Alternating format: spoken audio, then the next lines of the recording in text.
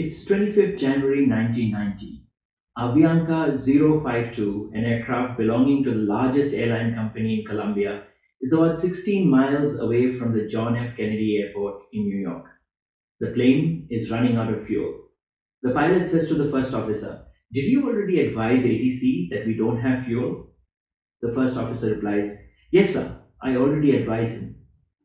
A little over a minute passes. An aircraft traffic controller comes online and says, "Avianca 052, I'm going to bring you about 15 miles northeast and turn you back onto the approach.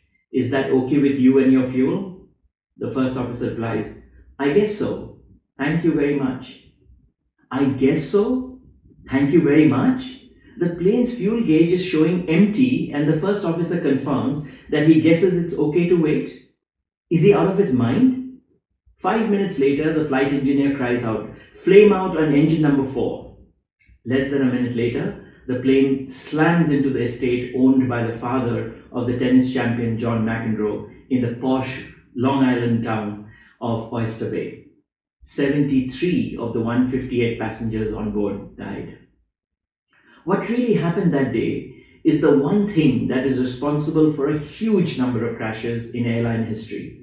It had nothing to do with the plane. The plane was in perfect working order. It had nothing to do with the pilots. They weren't drunk or high or sick.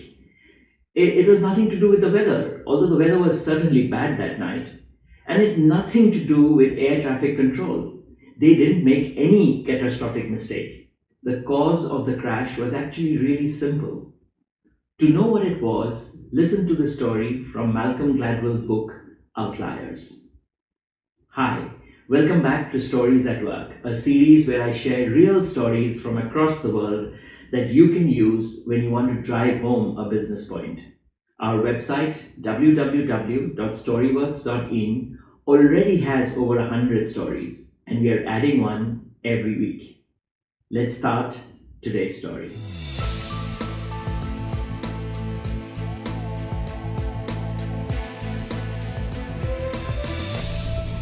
It's 25th January 1990. Avianca 052, an aircraft belonging to the largest airline company in Colombia, takes off from Medellin, Colombia. Its destination, the John F. Kennedy Airport in New York.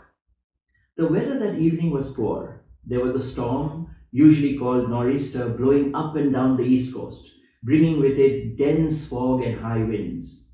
There was a huge backlog of planes trying to land at JFK. 91 planes were in queue. Avianca 052 was held up by air traffic control 3 times on its way to New York.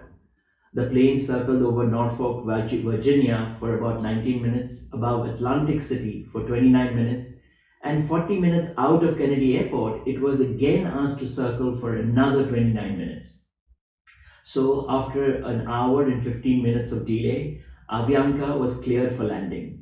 As the plane came in on its final approach, the pilot encountered severe headwinds, forcing him to add extra power to maintain the momentum on the glide down. The next moment, without warning, the headwinds dropped dramatically, and now they were traveling much too fast to make the runway. At the last moment, the pilot pulled up and executed a go-around.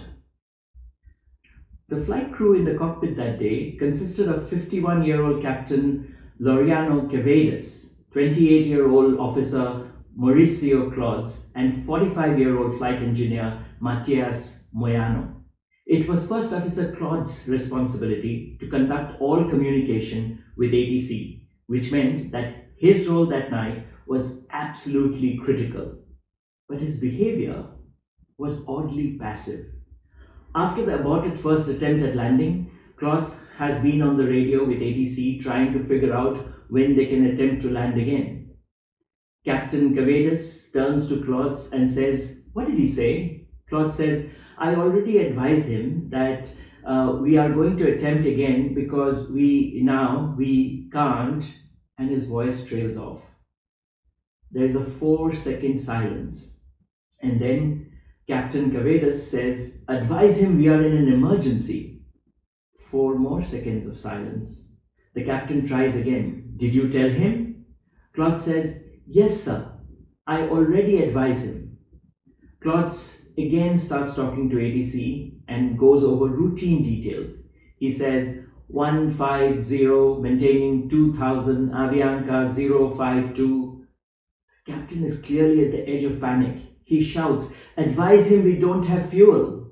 Klotz gets back on the radio with ATC and starts by repeating the last ATC command and says, "Climb and maintain 3000 and we are running out of fuel, sir." No mention of the magic word emergency, which is what air traffic controllers are trained to listen for. Just, "We are running out of fuel, sir." Now, to begin with, the phrase running out of fuel has no meaning in air traffic control terminology. All planes, as they approach their final destination, are by definition running out of fuel. So when Claude said that 052 no longer had enough fuel, the ATC ignored it as a nonchalant, casual statement. Next, consider the structure of the critical sentence. Claude begins with a routine acknowledgement of the instruction from ATC and doesn't mention his concern about the fuel, which is the most important thing, till the second half of the sentence. It is as if he would say in a restaurant to a waitress, "Yes, I'll have some more coffee and I'm choking on a chicken bone." Now, how seriously do you think the waitress will take him? The air traffic controller with whom Claude was speaking testified later that he took this just as a passing comment. On a stormy night, air traffic controllers hear pilots talking about running out of fuel all the time. And even the that Claude inserts between the two halves of the sentences serves to undercut the importance of what he's saying. So why did Claude behave this way? Well, to understand this, we need to understand two concepts. One is called mitigated speech, and the other is called power distance index. Mitigated speech refers to any attempt to downplay or sugarcoat the meaning of what is being said.